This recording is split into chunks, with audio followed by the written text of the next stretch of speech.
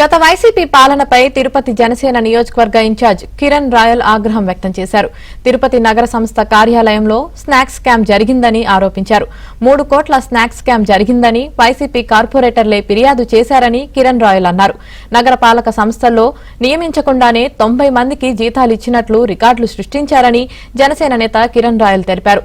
మరోవైపు 2 కోట్ల విలువైన డబుల్ డెక్కర్ బస్సును చెత్త కుప్పల మధ్య పెట్టారని, డబుల్ డెక్కర్ బస్సును ప్రజలకు అందుబాటులోకి తేవాలని కిరణ్ రాయల్ అన్నారు. అన్ని ఒకరే నడిచారు. మున్సిపల్ కార్పొరేషన్లు అన్ని ఒకరే కలిసేది. ఎప్పుడో ఒక రోజు ప్రజా సమస్యలు మాట్లాడేది ఎప్పుడో ఒక రోజు. ఆ కలిసిన రోజులు కూడా వీళ్ళకి స్నాక్స్ పెట్టేవారంట.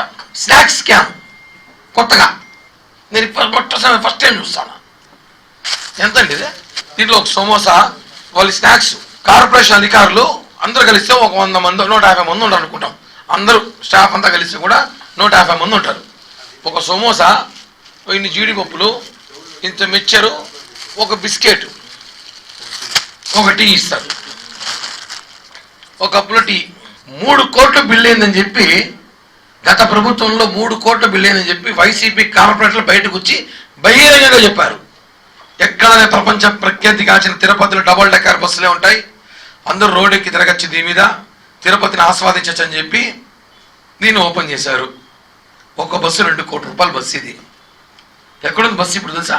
గోవిందధామం పక్కన షెడ్లో ఉంది. గోవిందధామం పక్కన పాత బండ్లు, మున్సిపల్ ఆఫీస్ టీటీడీకి సంబంధించిన పాత బండ్లు అక్కడ పడేసి ఉంటారు, చెత్త బండ్లు.